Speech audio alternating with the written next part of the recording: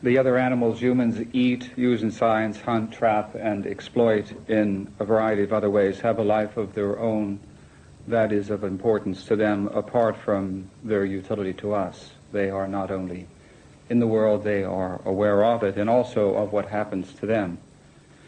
And what happens to them matters to them. Each has a life that fares experientially better or worse for the one whose life it is. Like us, they bring a unified psychological presence to the world. Like us, they are some bodies, not some things. In these fundamental ways, the non-human animals in labs and on farms, for example, are the same as human beings. And so it is that the ethics of our dealings with them and with one another must rest on some of the same fundamental moral principles. At its deepest level, an enlightened human ethic is based on the independent value of the individual.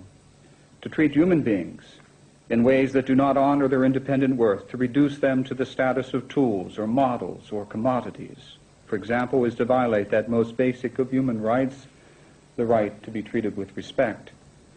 The philosophy of animal rights demands only that logic be respected, for any argument that plausibly explains the independent value of human beings implies that other animals have the same value and have it equally. And any argument that plausibly explains the right of humans to be treated with respect also implies that these other animals have this same right and have it equally also. As a result of selective media coverage in the past, to which this evening's debate is a notable and praiseworthy exception, the general public has tended to view advocates of animal rights in exclusively negative terms. We are anti-intellectual, anti-science, anti-rational, anti-human. We stand against justice and for violence. The truth, as it happens, is quite the reverse. The philosophy of animal rights is on the side of reason, for it is not rational to discriminate arbitrarily. And discrimination against non-human animals is demonstrably arbitrary. It is wrong to treat weaker human beings, especially those who are lacking in normal human intelligence, as tools or models, for example. It cannot be rational, therefore, to treat other animals as if they were tools, models, and the like, if their psychology is as rich as or richer than these human beings. The philosophy of animal rights is pro, not anti-science.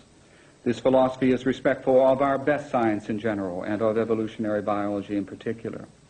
The latter teaches that, in Darwin's words, humans differ from many other animals in degree and not in kind. Questions about line drawing to one side, it is obvious that the animals used in laboratories, raised for food, and hunted for pleasure or trapped for profit, for example, are our psychological kin. This is not fantasy. This is fact, supported by our best science. The philosophy of animal rights stands for, not against, justice. We are not to violate the rights of the few so that the many might benefit. Slavery allows this. Child labor allows this. All unjust social institutions allow this, but not the philosophy of animal rights, whose highest principle is that of justice. The philosophy of animal rights stands for peace and against violence. The fundamental demand of this philosophy is to treat humans and other animals with respect. This philosophy, therefore, is a philosophy of peace, but it is a philosophy that extends the demand for peace beyond the boundaries of our species. For there is an undeclared war being waged every day against countless millions of non-human animals. To stand truly for peace is to stand firmly against their ruthless exploitation. And what, aside from the common menu of media distortions, what will be said by the opponents of animal rights? Will the objection be that we are equating animals and humans in every respect, when in fact humans and animals differ greatly? But clearly we are not saying that humans and other animals are the same in every way, that dogs and cats can do calculus, or that pigs and cows enjoy poetry. What we are saying is that, like humans, many other animals have an experiential welfare of their own. In this sense, we and they are the same. In this sense, therefore, despite our many differences, we and they are equal.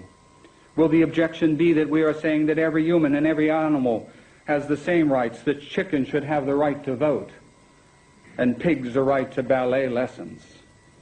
But of course we are not saying this. All we are saying is that these animals and humans share one basic moral right, the right to be treated with respect. Will the objection be that because animals do not respect our rights, we therefore have no obligation to respect their rights either.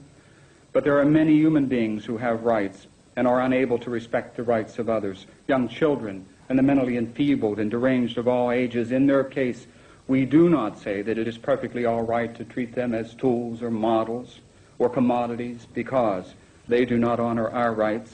On the contrary, we recognize that we have a duty to treat them with respect. What is true of cases involving these human beings is no less true of cases involving other animals. Will the objection be that if other animals do have more, even if other animals do have moral rights, there are other more important things that need our attention? World hunger and child abuse, for example, apartheid, drugs, violence to women, the plight of the homeless. After we take care of these problems, then we can worry about animal rights. This objection misses the mark, for the rank and file of the animal rights movement is composed of people whose first line of service is human service.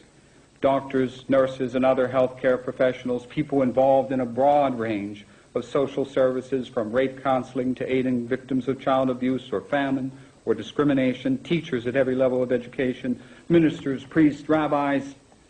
Dr. As Regan, the lives of these people demonstrate, Dr. Regan, could you do your best to bring your remarks to a close the in a choice minute or thoughtful so? people face is not between either helping humans or helping other animals. One can do both. We should do both. Is it rational, impartial, scientifically informed? Does it stand for peace and against injustice? To all these questions, the answer is an unqualified yes. And as for the objections that are raised against this philosophy, are those who accept it able to offer rational, informed answers? Again, the answer is yes. In the battle of ideas, the philosophy of animal rights wins, its critics lose. It remains to be seen which side emerges as the victor in the ongoing political battle between what is just and what is not. Thank you.